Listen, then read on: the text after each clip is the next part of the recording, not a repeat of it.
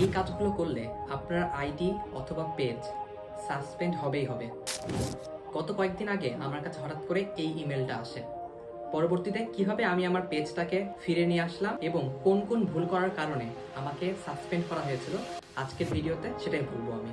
তার আগে সবাই পেজটাকে ফলো দিয়ে রাখো এবং ইউটিউব চ্যানেলটা সাবস্ক্রাইব করে রাখো।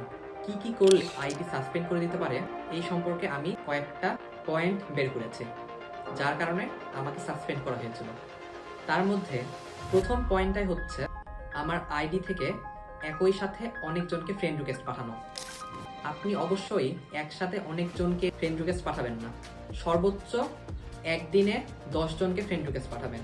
এর থেকে বেশি পাঠালে ফেসবুক কমিউনিটি সেটাকে স্প্যাম হিসেবে গণ্য করে। 2 নম্বর পয়েন্ট হলো আপনি অবশ্যই আপনার কমেন্টের রিপ্লাইগুলো কপি পেস্ট করার মাধ্যমে দিবেন না। অবশ্যই সবাইকে আলাদা আলাদা করে লিখে কমেন্টগুলো দিবেন। আপনি যদি একই কমেন্ট বারবার কপি পেস্ট করার মাধ্যমে সবাইকে দেন তাহলে সেটাকে ফেসবুক কমিউনিটি স্প্যাম হিসেবে গণ্য করে। এতে করে আপনাকে সাসপেন্ড করা হতে পারে। কোনো অসাধু উপায়ে দ্রুত ফলোয়ার বানানোর চেষ্টা করবেন না, এতে করে আপনার আইডি সাসপেন্ড হওয়ার সম্ভাবনা আছে। এবার চলুন কথা বলি কিভাবে আমার আইডিটা ফিরে পেলাম। আমাকে যখন ইমেলটা পাঠানো হয়েছিল সেখানেই ফিক্স ইট নামে একটি অপশান ছিল। সেখানে ক্লিক করার মাধ্যমে ফেসবুক কমিউনিটি আমার ফেস রিকগনাইজেশন করার মাধ্যমে আমাকে আমার আইডিটা 5 ঘন্টা পরে ব্যাক দিয়ে দেয়।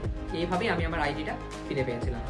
সবাই ফেসবুকের পলিসিগুলো মেনে ভিডিও বানানোর চেষ্টা করবেন, এতে করে এরকম হওয়ার সম্ভাবনা আর থাকবে না।